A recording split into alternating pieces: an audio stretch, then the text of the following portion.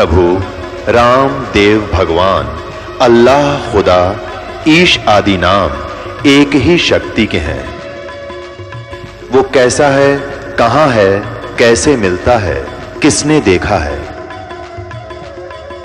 ये प्रश्नवाचक चिन्ह पूर्ण रूप से हटाने के लिए अवश्य सुनिए जगत गुरु तत्वदर्शी संत रामपाल जी महाराज के अमृत वचन, सर्व पवित्र धर्मों के पवित्र शास्त्रों के आधार पर। ये दास आपको पहचान चुका है, ये भोली जनता तो ना माने। दाता आपने रंग ला रखा है। आप एक बार देखो, वहां चलकर आपके दर्शन करने के लिए लाई थे सारी जनता जो बाहर से आई है, कि एक बार उसके दर्शन तो करा दो जिसने ऐसा अनमोल काम किया, ऐसा भंडारा कर रखा है। जय जयकार हो रही है दाता आपकी, एक बार दर्शन दो, मुझे दर्शन दे दो ना, मैं अन्न नहीं खाऊंगा। तब कहा रविदास, खोल दे खिड़की, दरवाजा खोल दे। दरवाजा खोलते ही मुकुट समेत दंडवत प्रणाम किया। देखो पुण्यात्मा, वो भगत था, वो मुसलमान होते हुए और परमात्मा के चरणों में राजा होते हुए और चरणों में दंडवत प्रणाम किया मुकुट समेत। मुकुट इतनी दूर पड़ा जाकर चरणों में, इतना आवेश में था वो। और फिर आशीर्वाद लिया, कहा भगवान एक बार आपके दर्शन करना चाहते हैं, जनता को दर्शन दे के करतार करो मालिक। तब परमात्मा बोले भाई चलो। अब जब वहाँ से चले, मालिक उठे। गरीबदास जी ने कमाल कर रखा है, जैसे तुलसीदास जी ने श्री राम तक की उसकी बुद्धि खुली हुई थी, उसके विषय में जो लिखा है वो सत्य लिखा है। ऐसे गरीबदास जी महाराज से परिचित हुए, भगवान से सतलोक गए, फिर वापस आए थे। उन्होंने कहा कि जब परमात्मा बाहर निकले, सिर पे राजा जैसा मुकुट अपने आप सतलोक से आके सिर पे रखा गया और आकाश से फूल बरसन लगे नो परमात्मा के ऊपर।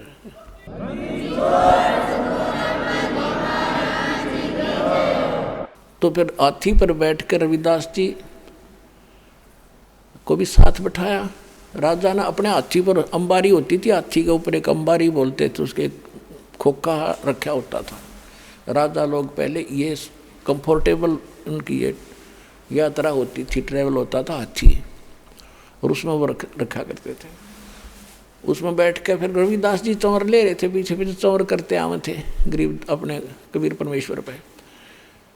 तो राजा ने कहा कि भगवान, हे भगत जी मुझे भी दे दो, आप तो रोज सेवा करते हो, दास भी कुछ लाभ ले ले, आज मौका मिला है। तो उनसे चंवर लेकर राजा चंवर कर रहा है, हाथी पर बैठा रखा है, और बीच में आगे भगवान, बीच में राजा, पाछा रविदास जी बैठे हैं। और राजा चंवर कर रहा है उसके, उनके ऊपर ऐसे खड़ा खड़ा, और लोग उस अंबारी के चारों गेट खुलवा दिए ताकि दुनिया देखे। राजा चंवर करता किसके ऊपर? एक जुल्हाई धानक पे। दुनिया देख रही है, काशी वाले एक राजा की तो दिमाग खराब हो गया। या कुदरती बात है, दीवे तला अंधेरा सदा रहा है। काशी के लोग तो दुखी, इतना दुख मान रहे, और बाहर के लोग जय जयकार करें, जो भोजन बाढ़ाए, उन्होंने जो लिखा था वो सारा मिल रहा है। अब सारे मेले में घूम कर देखो भोजन खाने वाले कौन सा है? वह कबीर, कि वो जिस पर चंवर कर रहे हैं, ये राजा है बीच में बैठा, राजा चंवर कर रहा है। और तो सब हैरान हो रहे हैं को तेरे की, यूँ है वो, ये है कबीर, ये है जो भंडारा कर रहा है। कहा ये है महापुरुष, वह भंडारा के कमाल कर दिया। ऐसा भोजन कभी देखा ना खाया, कभी सुना नहीं। और सतलोक से आया भोजन, न्यारा टेस्ट, जीभ चाटती रहे जंगली, ऐसा गजब का।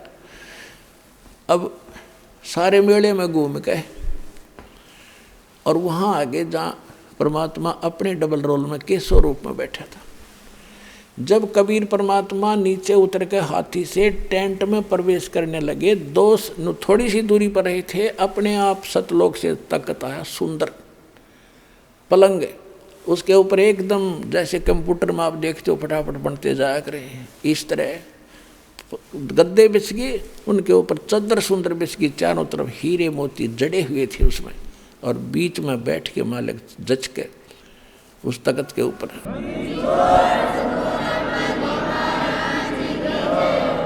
और जब एक तख्त पर केशव बैठा है, एक तख्त पर भगवान बैठे, और राजा नीचे बैठ जाता है, क्योंकि जिनको भगवान पाना है वो अभिमान त्यागना ही पड़ता है।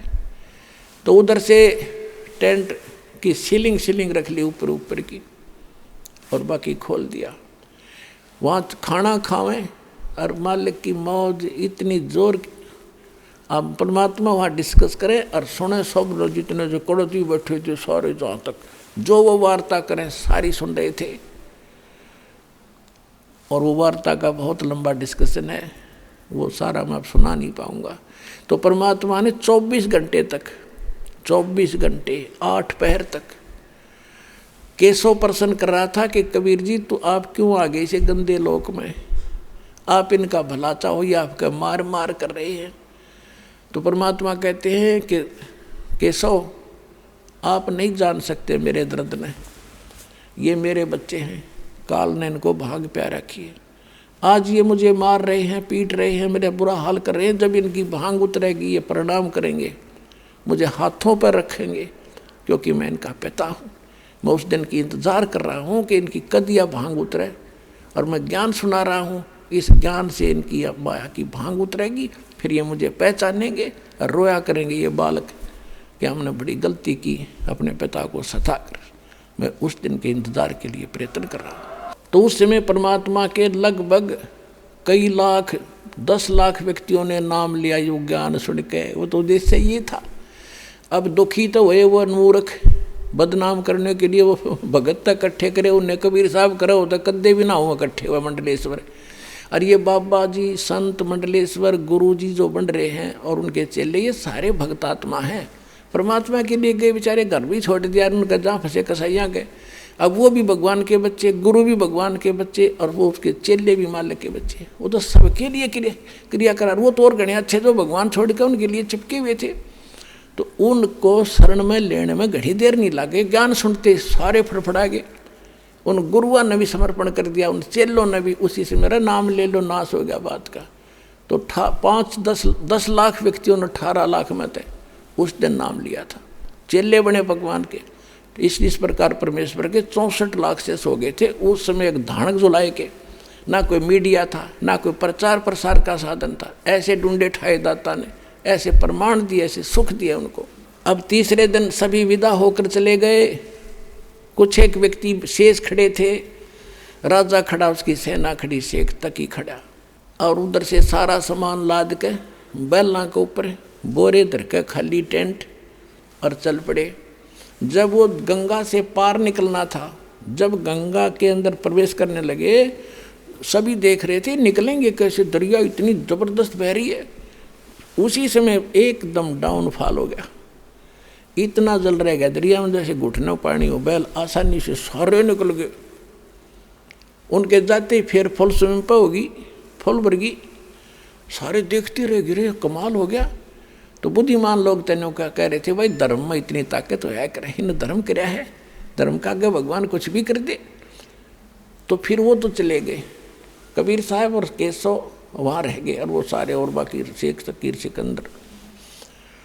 तो सिकंदर लोधी ने कहा कि केशव आपके चले गए बंजारे, आप भी जाइए, देर वो दूर चले जाएंगे। अब सब ने देखा, झांके कहाँ से जा लिए, सामने दिखे थे जाते 9 लाख बैलों का समूह कम से कम 5 किलोमीटर में का दिखा। और 2 मिनट के बाद देखा था उन्होंने तो कोई बैल नहीं था, और कोई वहाँ बंजारा, उनके साथ बंजारे भी आए थे, अन्य सेवक भी आए थे। 9 लाख बैल थे तो कम से कम 4 लाख बंजारे भी थे उसके साथ में सेवा करने वाले। तो वो सारे एकदम पाए नहीं, तो कहाँ गए वो। सिकंदर लोधी पूछने लगा। परमात्मा ने कहा कि और जहाँ से आए थे वो वहीं गए। कहाँ से आए थे, कहाँ से आए थे, इतना राजा पूछ ही रहा था। इतने में केशव जो है उनके सामने देखते देखते कबीर साहब में समा गए। ओनली कबीर परमात्मा के लिए वहाँ खड़े रह गए।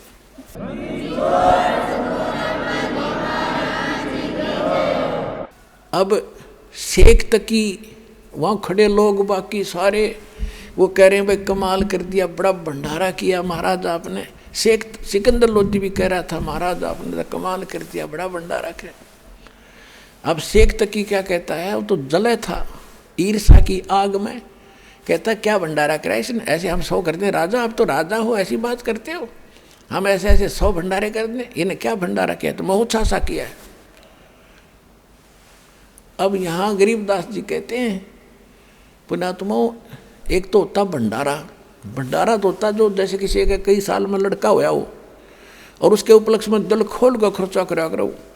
अरे एक महोत्साह होता है, महोत्साह कहा करें जो कोई किसी ने बता दिया तुम्हारे ऐसे दुख है और उसके लिए इतना भंडारा कर, इतना लगा दो। वो मुश्किल से लिया कर नकली सा सामान, 5 लत्ते के होंगे तो नकली से लाओगा, सस्ते तो सस्ते, अगले टाइम इधर डेगा करना है और काज करना है। बाबू पिता मर गया दादा उसका, वो भी बस नकली सा काम करेगा।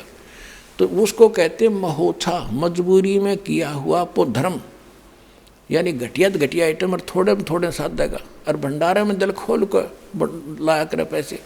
तो कहते हैं गरीबदास जी कहते हैं कोई कहे जग जोनार करी है, जग भंडारा कराया है, और कोई कहे महोत्साह और बड़े बड़ाई करा करें गाड़ी काटे ओछा। कहते बड़े लोग तो भंडारा बड़ाई करा करें किसी की, और नीच आदमी किसी की बड़ाई नहीं कर सकता, वो गाड़ी काटे ओछा। तो किसी एक तक ही तो वहाँ ओछा था और बाकी सज्जयकार करनी है। सच्चाई कह रहे थे कि ऐसा भोजन कदे देखा ना, ऐसा भंडारा देखा नहीं। और मोर असर पी 6 रोटी खाते देखे हमने वो नकली, और 6 उनको 2 असर पी दी जा रही थी। तो पुण्यात्माओं, समर्थ का शरणाग हो रंग होरी हो, भाई कदे न हो ए काज राम रंग होरी हो। और उसी कबीर परमात्मा का चलाया हुआ ये भंडारा पुण्यात्माओं आपको तो सेवा दे रहा है, ताकि तुम कुछ पुण्य दान करके अपने कर्म बना सको, ना तो आपने फ्री में भी खिला सके। लेकिन हम आप पर वजन बनाना नहीं चाहते, तो आपका उद्धार इस धर्म इस कारण से होगा, ना तो हो नहीं सकता। तो परमात्मा कहते हैं साईं इतना ये उदाहरण देकर आपको समझाना चाहते हैं कि भाई घड़ा मत मांगो, अदम मेरी शरण में आ गए तो क्या मेरे तो छन्नी है, क्या छुपा तुम्हारा दुख, तुम्हारी आवश्यकता, तुम्हारी डिमांड, तुम्हें किस चीज़ की आवश्यकता समय पर। कहते कल पे कारण कौन है कर सेवा नहीं काम, और मन इच्छा फल दूंगा जो पड़े मेरे तक काम। निच्छा बगैर किसी मनोकामना के तू भक्ति कर और दान कर, और आन दे फिर धनी का काम, जहाँ पड़े धनी से काम। कितना बड़ा सेठ है, कितना बड़ा राजा है, लड़का स्कूल जा रहा है, एक्सीडेंट हो गया, बचा लेगा वो राजा, वहाँ परमात्मा बचाएगा आपको। तो कहते कल पे कारण, वहाँ धनी का काम है उसको बचाना। कल पे कारण कौन है कर सेवा नहीं काम, निष्काम भाव से पूजा कर मेरी, और मन इच्छा फल दूंगा जब पड़े मेरे दे काम। तो पुण्यात्माओं, समर्थ की शरण में आगे हो, अपना कल्याण कराओ, समझा है तो सिर धर पाओ, बोर नहीं रहे सदा।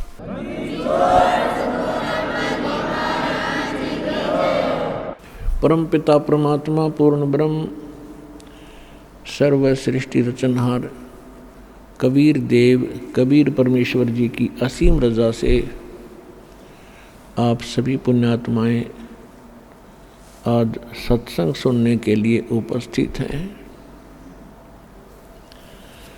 सौभाग्य है आपका, आपको ऐसे समय में मानव शरीर मिला है जिस समय मानव का कल्याण होने का ये शुभ समय परमात्मा ने निर्धारित किया हुआ है। पर तुम तो मानव शरीर मिलना बड़ा मुश्किल है। मनुष्य शरीर प्राप्त हो जावे तो भक्ति की रुचि होना ही बड़ी मुश्किल है। हम अपनी रोजी रोटी के लिए ही आजीवन लगे रहते हैं, वो पूरा नहीं होता। हम चले जाते हैं अपना समय संस्कार पूरा करके, और फिर हम अन्य शरीरों में घूम रहे होते हैं, गधे कुत्ते सूअर की योनियों में, और पूरे जीवन में जो हमने सारा जोड़ जुगाड़ जोड़ा था वो वहीं रह गया। हम ये सोचकर इकट्ठा करते रहते हैं कि हमारे बच्चे सुखी रहेंगे। जब तक हम परमात्मा की शरण में नहीं आते तब तक हम केवल एक कामना ही कर सकते हैं कि हम सुखी रहेंगे, लेकिन यह सुख की कोई आशा नहीं है जीव को। ये सुख का स्थान है ही नहीं। अब जिन बच्चों के लिए हम जोड़ जाड़ कर इकट्ठा कर गए, हम मर गए, हमने ये सोचा चलो बच्चे प्रयोग करेंगे, सुखी रहेंगे, और पीछे से वो बच्चे भी मृत्यु को प्राप्त हो जाते हैं, अकाल मृत्यु मर जाते हैं। तो परमात्मा आपको ये प्रेरणा की चेतावनी की चोट लगा के आपको जगाना चाहते हैं कि आप किस उद्देश्य को लेकर मनुष्य शरीर प्राप्त करते हो। जब आप माँ के गर्भ में होते हो आपको सब पता होता है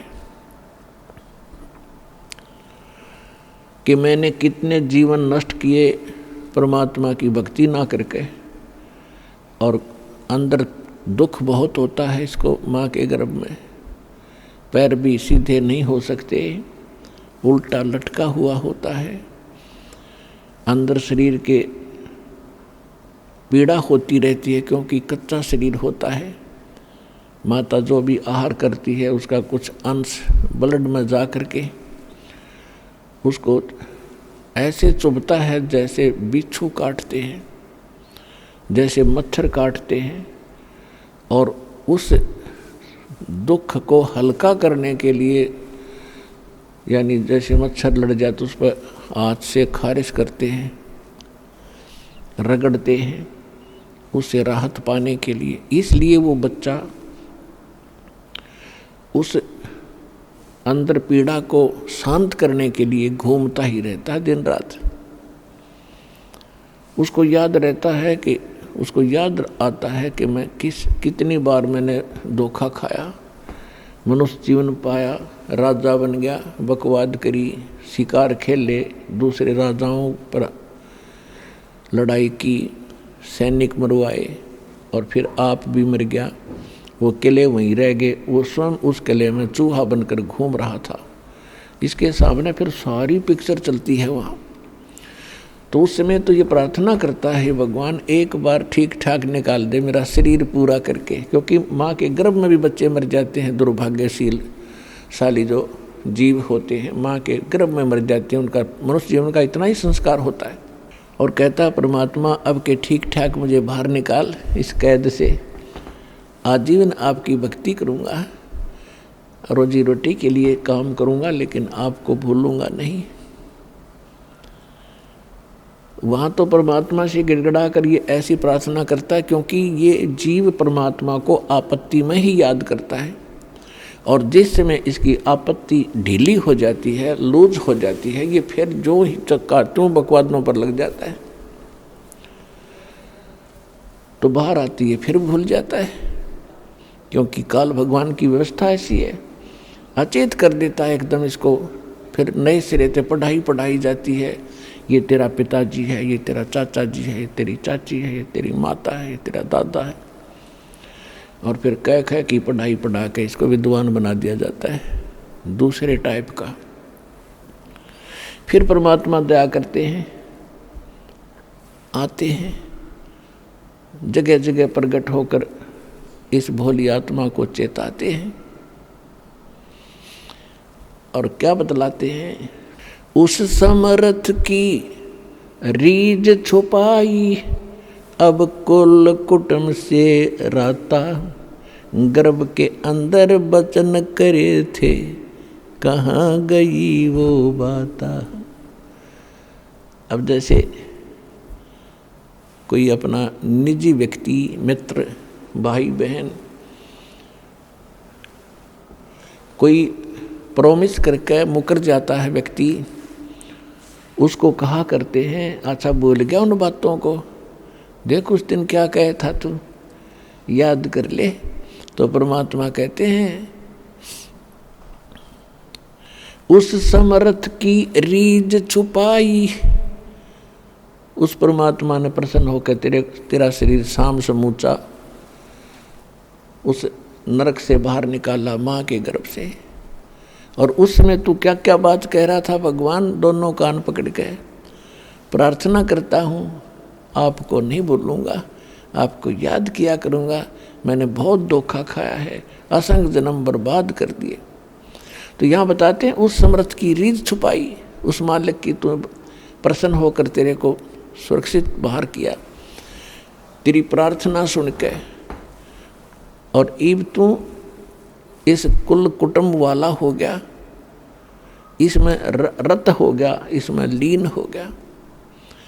और गर्भ के अंदर वचन भरी थी, कहाँ वचन करे थे, कहाँ गई वो बात। तो पुण्यात्मा परमात्मा आके फिर हमें सचेत करता है कि आप यहाँ गलत लोक में रह रहे हो, यहाँ से अब वो समय है निकलने का, और इतना आसान तरीका है, और यही फर्स्ट एंड फाइनल है। भक्ति मार्ग यही है, ये आज तक हमारे हाथ लगा नहीं था। हमने ये डले डोते देखे थे, कोई खड़ा होकर तप करे था, कोई धूने ला के, कोई बर्फ में खड़ा था, और कोई गुफा में बढ़ के, कोई निवस्त्र रह करके, कोई निराहार रह करके, कोई कठिन साधना करते थे। तो हम ये सोचा करते थे परमात्मा ऐसे मिलता होगा इन लोग जो ये हठ योग कर रहे हैं। अब परमात्मा के ज्ञान से पता चला, परमात्मा के विधान से पता चला कि वो परमात्मा पाने की विधि ही नहीं थी। वो तो जीवन नाश करने के लिए काल ने वो एक भ्रमित कर रखे थे, क्योंकि ये काल भगवान नहीं चाहता कि ये सत भक्ति करे और इसको पता लग जाए उस सतलोक का, कहीं ये भाग ना जाए यहाँ से। सतगुरु आए दया करी, ऐसे दीन दयाल, बंदी छोड़ वृत्तास का, जठरग्नि प्रतिपाल। सतगुरु आए दया करी, ऐसे दीन दयाल। पुण्यात्माओं, जब इस मार्ग से आप परिचित होते चले जाओगे, जितना भी आप अधिक ज्ञान ग्रहण कर लोगे मालिक वाला, क्योंकि अभी तो आपके अंदर 50% वो पुराना ही रंग विद्यमान है। अब जितना ज्ञान ये अधिक सुनोगे वो निकलता चला जाएगा, वो समाप्त हो जाएगा। एक समय आपकी मन की स्थिति ऐसी हो जाएगी कि जो गुरुजी कह रहे हैं ये कति सारी की सारी सच्ची है, इसमें कोई शंका नहीं रहेगी आप में। तो उस समय आप महसूस करोगे, हे परमात्मा, यदि ये मार्ग ना मिलता, हे परमात्मा, आपको इतना दुख होगा, ऐसा महसूस होगा जैसे कोई अचानक दुर्घटना से और बाल बाल बच जा, और वहाँ अन्य व्यक्तियों का बुरा हाल होया पड़ा हो, तो उस समय वो याद करता है, भगवान हो बस कति जरा सी कैसे बच गया और क्या हालत होती। तो ऐसे जब आप ये ज्ञान से परिचित हो जाओगे, फिर आपकी मन की स्थिति ऐसी हो जाएगी, आपको रात को भी एकदम कई बार ऐसा झटका सा लगेगा, बैठ जाओगे जैसे डरा हुआ व्यक्ति बैठता है कि हे परमात्मा कैसे दया करी, हे परमात्मा कैसे दया करी। और जिस भक्त ने या जिस माध्यम से आप तक ये संदेश पहुंचा होगा प्रथम बार, वो दिन भी नहीं भूल सकते, उस भगत को भी नहीं भूल सकते आप। आजीवन भगवान तो भूलोगे कहाँ से कि वो कैसे दया करी, दाता आपने कैसे भेजा आपका भक्त, इस दास का जीवन सफल कर दिया। इतना अनमोल रतन, अनमोल खजाना आपको परमात्मा अब फ्री में दे रहे, जिसको ऋषि महर्षि टक्कर मार कर मर गए, वो भी तो भगत थे भगवान के, लेकिन समय नहीं था। और समय का कारण ये है कि सतयुग त्रेता द्वापर में ये जीव दुखी नहीं होता, और जब तक ये जीव दुखी नहीं होगा ये भगवान नहीं बच सकता, केवल फॉर्मेलिटी कर सकता है। अब जितने आप यहाँ आ रहे हो, दास देख रहा है 80% से अधिक व्यक्ति दुखी हैं, और दुख पड़ा तो भगवान की तरफ आपकी इच्छा बढ़ी, तो ये दुख आपके लिए वरदान सिद्ध होगा। अगर ये दुख ना होता तो आप वही अटपट करके जीवन बर्बाद कर जाते, या भी मेर समझना भगवान की। वैसे है तो आपके कर्म की मार, और पुण्य आपके खत्म हो चुके हैं, तो आपको वो दुख भगवान के पास ले आया, और यहाँ आने के बाद दुख की बात खत्म। ये तो सुख सागर है। जितना आपका विश्वास दृढ़ होगा भगवान में, जितनी आपकी आस्था कति फाइनल हो जाएगी, कबीर इज गॉड, उसी दिन देख लियो चाहे कैंसर की माँ हो, आप तुरंत स्वस्थ हो जाओगे।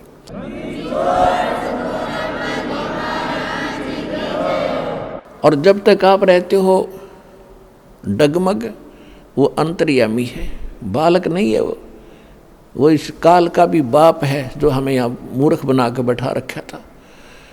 तो उस जब तक आप डगमग रहोगे, आपके अंदर ये ज्ञान नहीं समावेगा कि कबीर इज गॉड, तो जैसा करोगे वैसा ही फल मिलता रहेगा, पूरी राहत आपको मिलेगी नहीं। क्योंकि कहते हैं सतगुरु के दरबार में कमी कहे की ना, अनसा मौज नहीं पावता, तेरी चूक चाकरी माँ।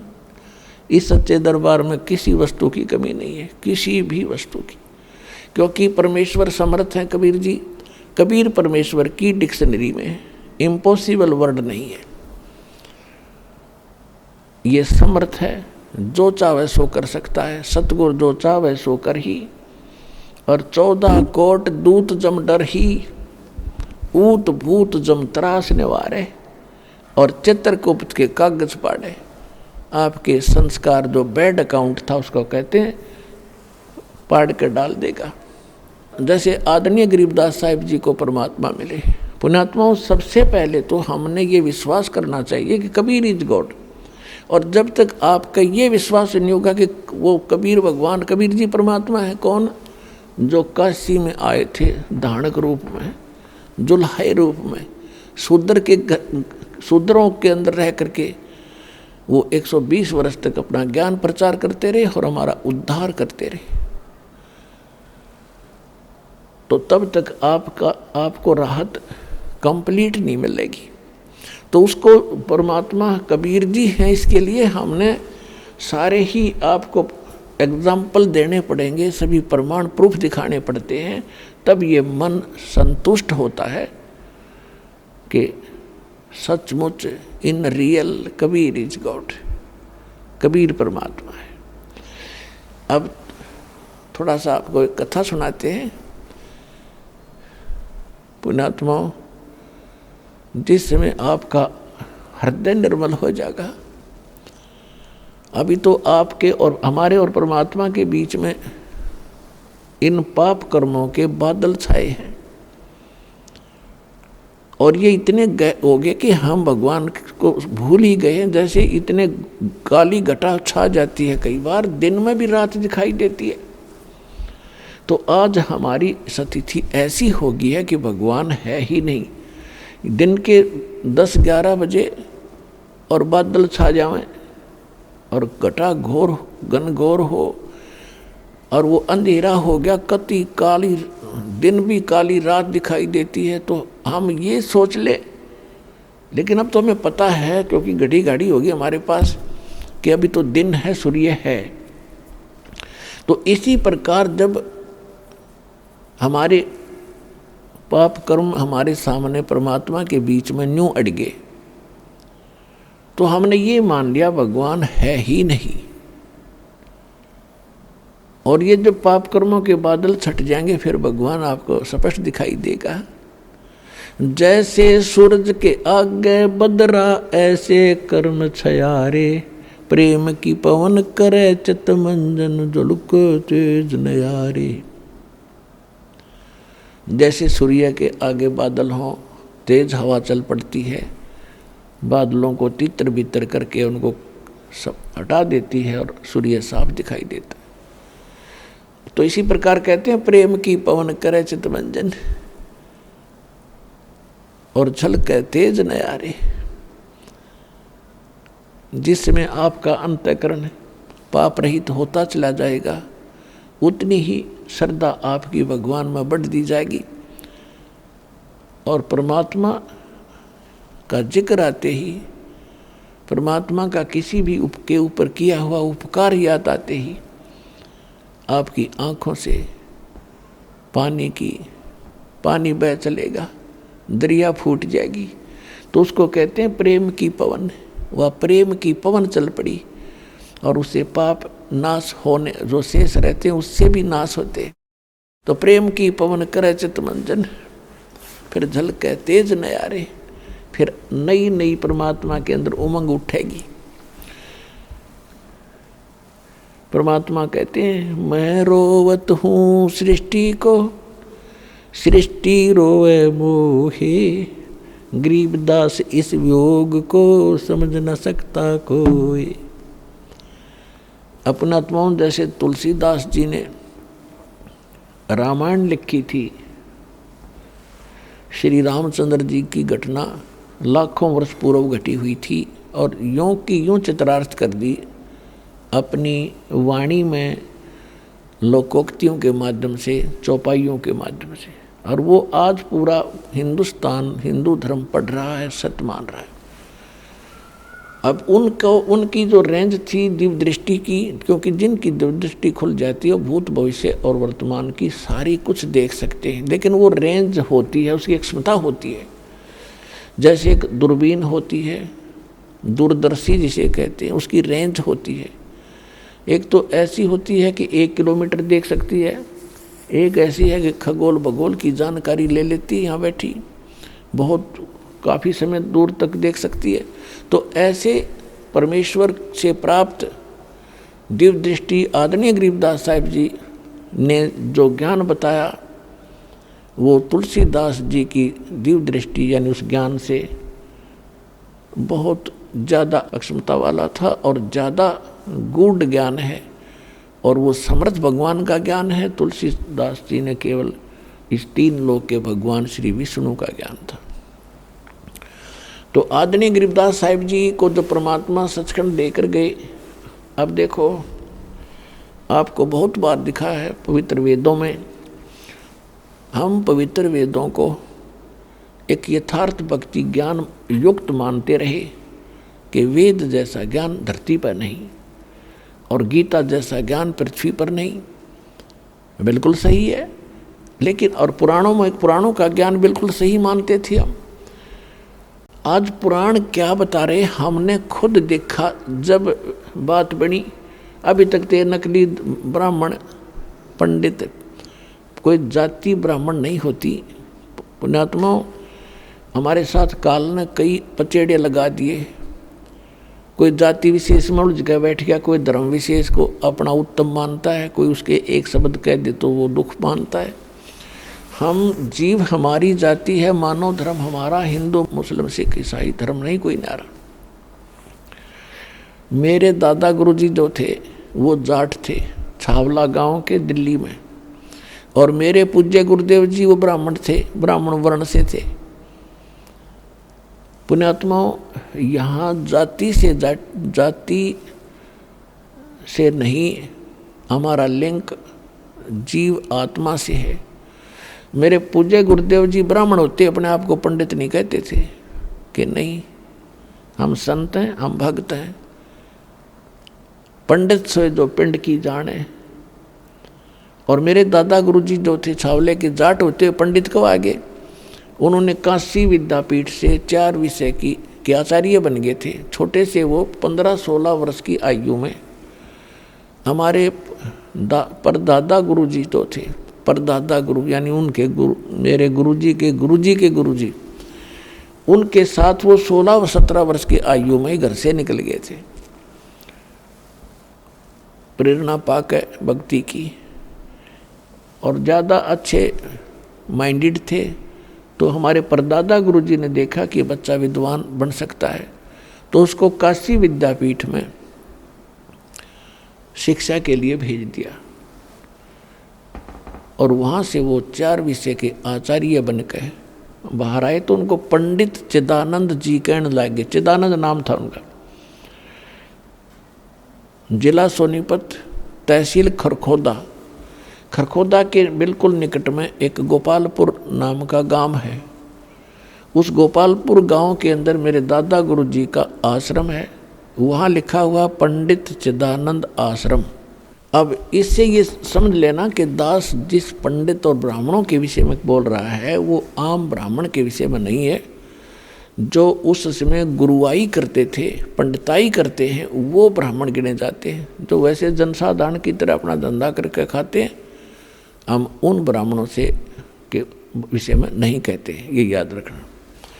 तो इन नकली ब्राह्मणों ने, पंडितों ने हमें जो ज्ञान दिया वो बिल्कुल हमारे वेद और गीता और पुराणों के विपरीत था। ये आपको पता ही लग गया, बहुत बार आपको रूबरू कर चुका है ये दास। अब उन वेदों में क्या बताया है कि वो परमात्मा सतलोक सचखंड रतधाम में रहते हैं। रतधामा यजुर्वेद अध्याय नंबर 5 के मंत्र नंबर 32 में है कि कबीर अंगारी असी बम्भारी असी और रतधामा सवर ज्योति असी। इसका अर्थ बनता है कि उसी का सी पूर्ण शांतिदायक है, वो पूर्ण शांतिदायक। जैसे गीता अध्याय नंबर 18 के श्लोक नंबर 62 में कहा कि अर्जुन तू सर्वभाव से उस परमेश्वर की शरण में जा, उस परमेश्वर की कृपा से तू परम शांति को और सनातन परम धाम को प्राप्त होगा। वेद कहते हैं वो कबीर है, कबीर अंगारी ऐसी, अंग माने अग माने पाप, अरि माने पापों का शत्रु, यानी पाप नाशक। केवल एक परमात्मा है जो हमारे पापों का नाश कर सकता, वो परम अक्षर ब्रह्म है और उसका नाम कबीर देव है। कबीर देव, कबीर साहब, हम उसको कबीर साहब कहने लगे। फिर बम भारी ऐसी, बम भारी, बम माने बम्भर माने बंधन, कर्मों के बंधन, काल की कैद। ये कर्मों का बंधन काल की कैद है। बम भारी, अरि माने शत्रु, बंधनों का शत्रु, बंधन का टिणिया, बंधनों का नाश करने वाला। हम अपनी संत लैंग्वेज में उनको, परमात्मा को बंदी छोड़ कहते हैं। और वो स्वयं भी कहते हैं अमर करूं सतलोक पठाऊं, तात बंदी छोड़ कहाऊं। बंदी छोड़ हमारा नामम, अजर अमर है अस्थिर ठामम। और वेद कह रहे हैं कबीर अंगारी असी बम्भारी असी रतधामासी सवर ज्योति रतधामासी। वो स्वयं प्रकाशित लोक रतधाम सतलोक में रहता है।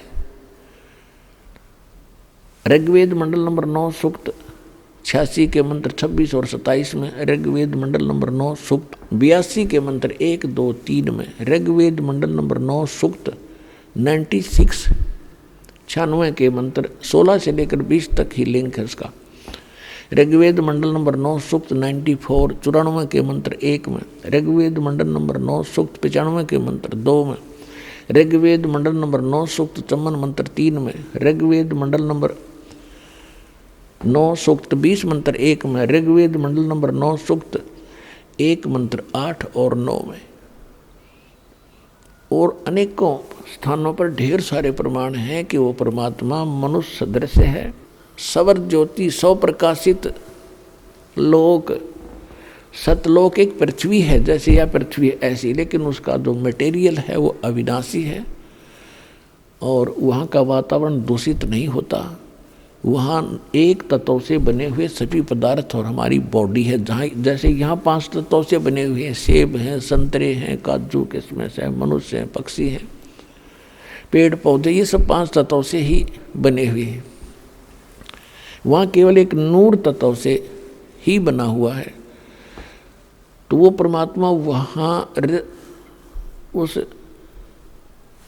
रतधाम के सतलोक के तीसरे पृष्ठ पर विराजमान है। 3 विभाग हैं उस प्रत्येक लोक के। जैसे हमारे दिल्ली है हमारी राजधानी, तो एक तो बाह्य दिल्ली है, उसमें ग्रामीण क्षेत्र आता है, फिर बाजार आते हैं सेकंड, और तीसरा जो स्थान है वो हमारा प्रधानमंत्री हाउस पार्लियामेंट, यानी हमारे राष्ट्रपति जी का स्थान, वो तीसरा स्थान समझ लो।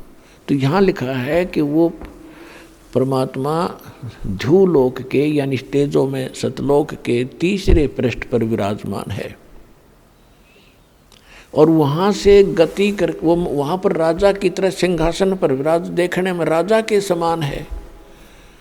और जिन महापुरुषों ने परमात्मा को देखा, गरीबदास साहिब जी कहते हैं, अरस कुरस पर श्वेत गुमज है जहाँ सतगुरु का डेरा, श्वेत छतर सिर मुकुट विराज देखत ना उस चेहरे नु। सफेद छतर है दाता के ऊपर और सिर पे मुकुट है राजाओं की तरह, हीरे पन्ने जवाहरात सफेद टाइप के जुड़े हुए हैं, और बहुत बड़े सिंहासन पर तख्त पर बैठा है। और वहाँ से गति करके सहशरीर आता है। वहाँ परमात्मा की बॉडी का शरीर बहुत ज़्यादा है। एक रोमकूप, एक रोम माने बाल होता है, एक बाल में करोड़ सूर्य मिला दे, करोड़ चंद्रमा, इतना उस परमात्मा के एक रोम की शोभा है, उससे भी अधिक है। तो पूरी बॉडी की सारे उनकी क्या होगी, क्योंकि पहले बॉडी की रोशनी है, उसके बाद है बालों की तरफ। तो परमात्मा का इतना तेजो में शरीर है। जब यहाँ आता है तो हल्का तेज पुंज शरीर बनाता है, हल्का। अब जैसे किसी कक्ष में 1000 की ट्यूब जल रही हो, 1000 की बंद करके और 20 वाट का चला दी, पर्याप्त प्रकाश है, जितनी आवश्यकता है उतना रखा, बाकी बंद कर दी। ऐसे परमात्मा के पास वो समर्थ है, उसके पास सब पावर है। तो वो अपने हल्का शरीर, अपना हल्का प्रकाश करके यहाँ आते हैं और हमें मिलते। ये सभी, और वो परमात्मा सभी भवनों के ऊपर बैठा है। ऋग्वेद मंडल नंबर 9 सूक्त चमन के 3 में भी स्पष्ट किया है कि वो परमात्मा जो सर्वशक्तिमान है, सर्व सृष्टि रचनहार है, वो सर्व भुवनों ऊपरी तिष्ठति, सभी भवनों के लोकों के ऊपर के भाग में रहता है, विराजमान है, बैठा है। वहाँ से गति करके आता है और अच्छी आत्माओं को मिलता है। तो उन अच्छी आत्माओं को मिल के क्या करता है कि उनको उपदेश देता है, अपना यथार्थ ज्ञान देता है। उन दृढ़ भक्त होते हैं। तो उनमें से इस कलयुग के अंदर जिन जिन महापुरुषों को मिले हैं परमात्मा, उनमें से आदरणीय धर्मदास साहिब जी वो परमात्मा के समकालीन थे। आदरणीय मुल्कदास साहिब जी ये भी समकालीन थे। आदरणीय नानक साहिब जी ये भी समकालीन थे। आदरणीय दादू साहिब जी, आदरणीय गरीबदास साहिब जी, आदरणीय गीसादास साहिब जी, ये उनके बाद में परमात्मा के सौधाम जाने के बाद में इनको फिर आकर मिले हैं।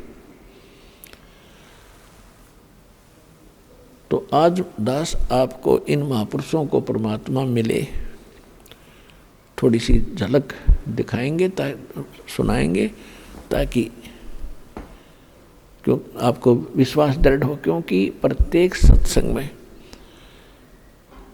प्रत्येक प्रकार के श्रोता होते हैं। कुछ तो ऐसे होते हैं जो प्रथम बार आए हैं, कुछ ऐसे होते हैं कि दूसरी तीसरी बार आए हैं, वो अभी वो बच्चे हैं, मैच्योर ज्ञान उनका नहीं है। और कुछ ऐसे हैं जिनको सतनाम प्राप्त हो चुका है, तो वो कुछ अच्छी क्लास में हो गए हैं। और कुछ को सारनाम भी प्राप्त है, कुछ वैसे ही फर्स्ट श्रोता भी आ रहे हैं अपने भक्तों के कहने से।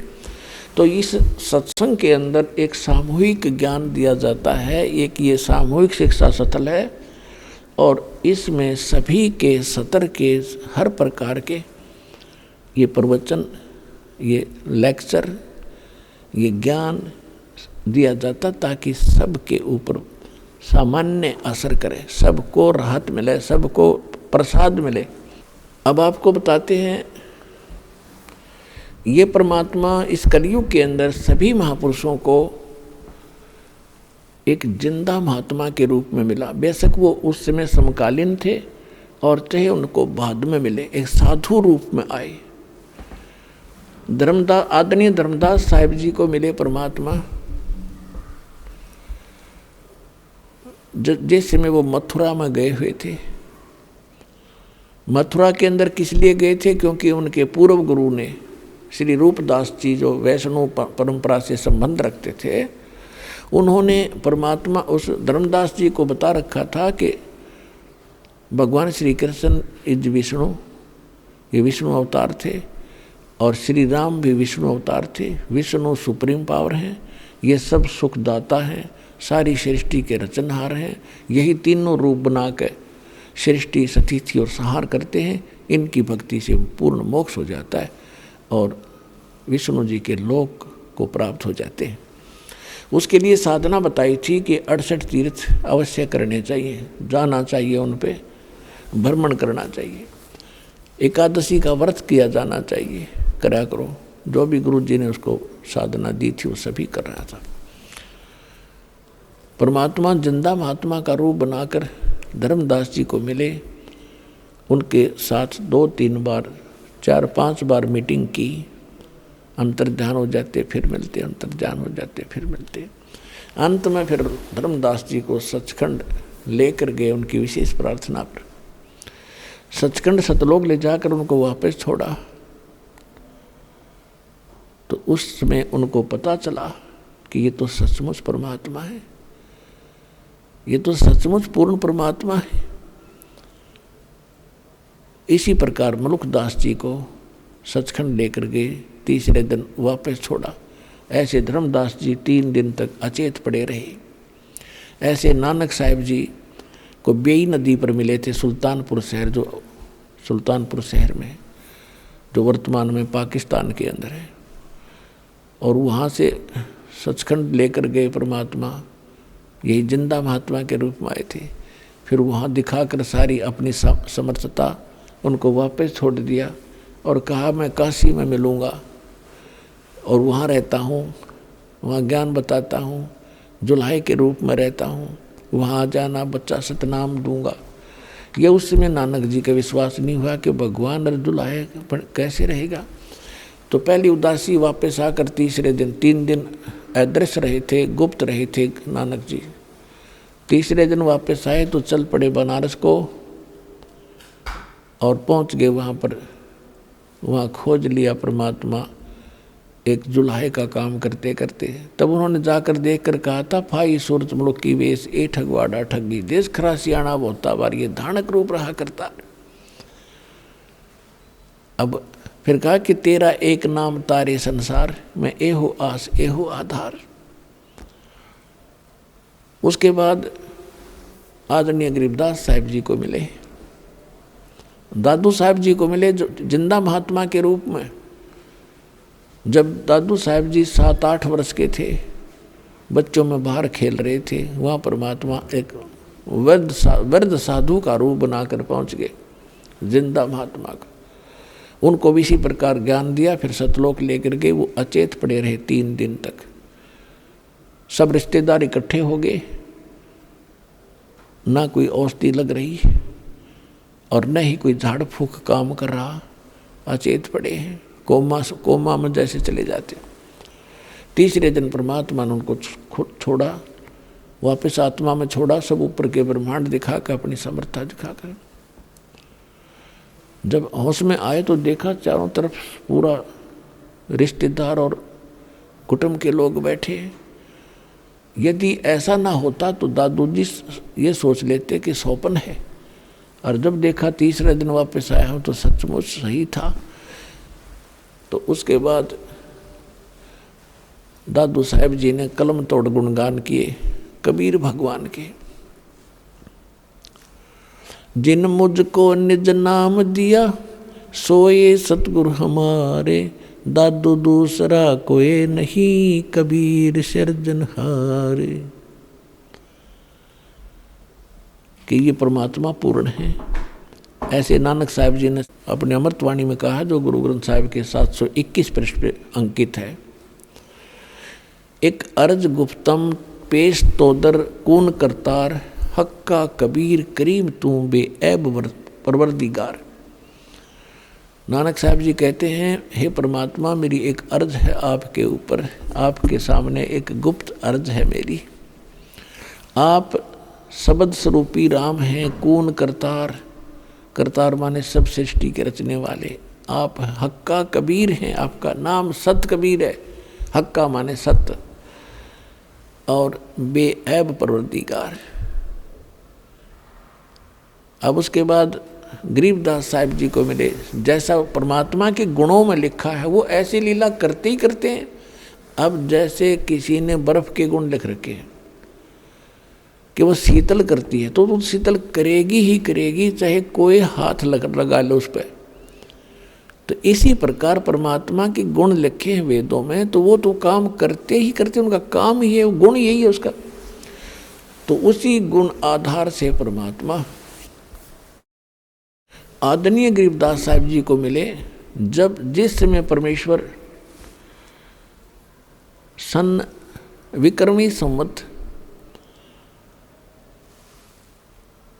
1575, विक्रमी संवत 1575 सन 1518, सन 1398 में परमात्मा आए थे। विक्रमी संवत 1455 में 120 वर्ष रहे थे। तो संवत 1475 में यानी सन 1518 में सहशरीर मग्र एक स्थान है गोरखपुर जिला के पास, वहाँ से सहशरीर गए थे, जहाँ पर कई हजारों की संख्या में जनता उपस्थित थी। 2 बिजली खां पठान, एक नवाब थे मगर के, और वीर सिंह बघेल, वीरदेव सिंह बघेल, ये काशी नरेश उनके शिष्य थे। दोनों वहाँ खड़े थे, सेना भी थी, बहुत जनता थी। तो जब परमात्मा ने एक चद्दर नीचे बिछाई थी, एक ऊपर ओढ़ी थी, और दोनों हिंदू मुसलमान वहाँ आपस में लड़ मरने के लिए तैयार हो गए थे। हिंदू कह रहे थे हम सब लेंगे और हिंदू रीति से अपने गुरु का अंतिम संस्कार करेंगे। मुसलमान कह रहे थे कि हम अपने पीर की, अपने गुरु की लाश को, शव को इन काफरों के हाथ नहीं लगने देंगे, ये तो जलाते हैं, हम आदर से कब्र में इनको विश्राम देंगे। परमात्मा ने कहा था कि तुम झगड़ा मत करना, लेकिन वो उस समय तो चुप हो गए थे। मन में ये थी कि गुरुजी एक बार शरीर छोड़ दें, फिर हम देख लेंगे। तो उस समय कत्लेआम हो जाता, गृह युद्ध छिड़ जाता, एक महाभारत से भी ज़्यादा जनहानि हो जाती। परमात्मा ने लीला की, अपनी समर्थता दिखाई। एक चद्दर नीचे ओढ़ी और एक ऊपर, और कहा कि यदि तुमने झगड़ा किया तो तुमको मेरा 3 तलाक, मैं तुमको कभी जिंदगी में तुम्हें माफ़ नहीं करूँगा। और फिर भी यदि तुम ऐसे करना, मेरे शरीर को आधा आधा काट देना, पर बच्चों लड़ियो मत। लेकिन इसमें शरीर नहीं मिलेगा, जो वस्तु मिले वो 50-50 कर लियो। परमात्मा ने एक चद्दर नीचे बिछाई, एक ऊपर, नीचे फूल बिछा दिए थोड़े थोड़े, 1-2 इंच श्रद्धा से। आइए अब हम उन श्रद्धालुओं के अनुभव जानते हैं जो जगत गुरु तत्वदर्शी संत रामपाल जी महाराज जी से दीक्षा प्राप्त कर चुके हैं तथा उनके द्वारा बताए गए भक्ति मार्ग पर चल रहे हैं। सर नमस्कार। सर नमस्कार जी। सर क्या नाम है आपका? मेरा नाम जी छिंदरपाल सिंह है जी। सर कहाँ से आए हो? मैं मोगा से हूँ जी, पंजाब से। क्या काम करते हैं? काम मेरा एक, पहले तो मैं बाहर दुबई में था, अभी यहीं पे काम किया। दुकान है हमारा जी, मैट्रेस का काम है। सर आप संत रामपाल जी महाराज जी की शरण में कैसे आए? सर मैं यहाँ से पहले गया, अपने रिश्तेदार के साथ गया, वहाँ दर्शन अंदर जाते ही फिर हम लाइन में लग गए। लाइन में लगने के बाद जब फिर हमको जाके दर्शन हुए, गुरुजी ने हमको आशीर्वाद दिया तो मेरे सिर में हाथ रखा तो मेरे पूरे शरीर में कंपन सी शुरू हो गई और मेरे रोंगटे खड़े हो गए। मेरा ऐसा बहुत खुशी महसूस हुई। तो फिर मैं दोबारा उस दिन तो मैं नाम नहीं लिया, फिर दोबारा दूसरी बार मैं गया तो मैं अपने रिश्तेदार को भी बगैर बोले ही सीधा मैं नामदान के लिए वहाँ चला गया और वहाँ से नामदान ले लिया। सर संत रामपाल जी महाराज से नाम दीक्षा लेने के बाद आपको क्या क्या लाभ मिले? सर मेरे को बहुत लाभ हुए, मैं गिना नहीं सकता पर बहुत लाभ हुए, क्योंकि मेरा थोड़ा काम भी कम था, इसलिए जब नाम लिया तो मैंने गाड़ी भी ले लिया, वो जो छोटा हाथी के बोलते हैं हमें पंजाब में, वो ले लिया। वो मेरा बड़ा लड़का चलाता है, छोटा लड़का की दुकान थी, उसमें भी हमको लाखों रुपए का माल डाल लिया और काम बहुत अच्छा चल रहा है। और बहुत लाभ हुए। सब रिश्तेदारों में भी मैंने जब बताया तो उन्होंने भी हमारे साथ कुछ ऐसे ही नाम ले लिया। सर, संत रामपाल जी महाराज जी अपने श्रद्धालुओं को ये नियम आदि क्यों बताते हैं, जबकि अन्य धर्मगुरुओं को देखा जाए तो इतने सारे नियम नहीं बताते? आखिर भक्ति मार्ग में नियमों का होना क्यों जरूरी है? भक्ति मार्ग में नियमों का होना इसलिए ज़रूरी है सर कि एक तो हमको ये भक्ति लाइन से भटकाते हैं, दूसरा इसमें हमारे कुछ नुकसान भी होता है, शरीर को नुकसान भी है, कोई बीमारी भी बहुत इसमें लगती हैं। जब से मैंने दारू पीना छोड़ा है मेरा शरीर भी बिल्कुल एकदम फूल जैसा हो गया है। सर संत रामपाल जी महाराज अपने सत्संग में से अपने भक्तों को बताते हैं, मदरा पीवे कड़वा पानी 70 जन्म कुत्ते के जानी।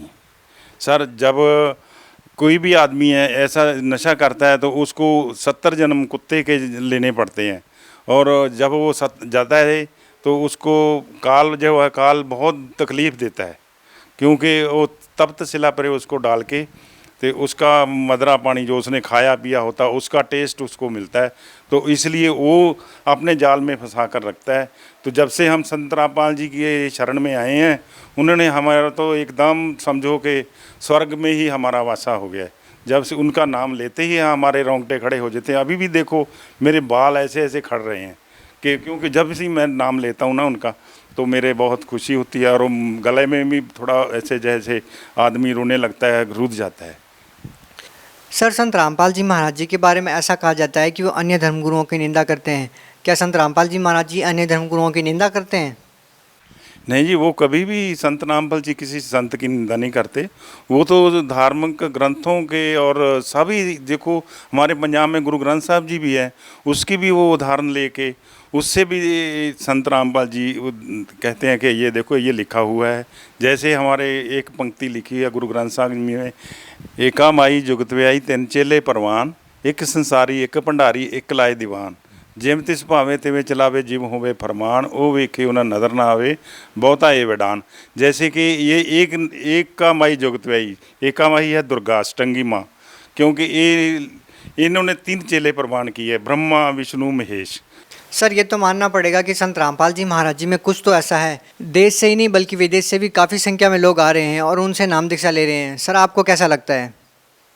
इससे मैं जानकर बहुत खुशी होती है, क्योंकि वो उपदेश ही ऐसा है कि और कोई किसी भी धर्म में ऐसा उपदेश नहीं देते। वो सिर्फ किताबों का ज्ञान देते हैं, कोई किसी की एग्जाम्पल दे दिया, कभी किसी की एग्जाम्पल दे दिया, लेकिन ये तत्वदर्शी ज्ञान हमको पहली बार संत रामपाल जी से ही मिला है।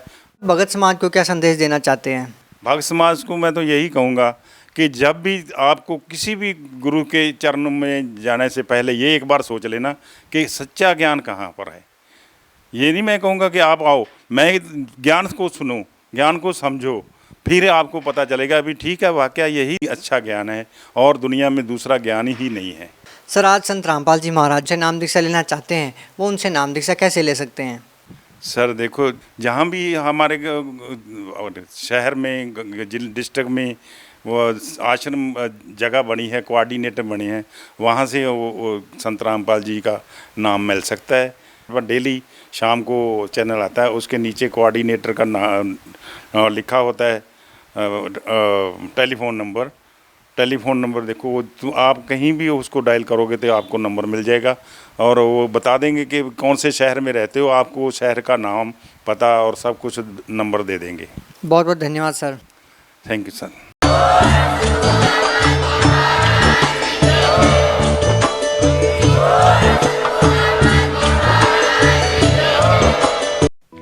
आप सुन रहे थे जगत गुरु तत्वदर्शी संत रामपाल जी महाराज के मंगल प्रवचन। अधिक जानकारी के लिए संपर्क करें।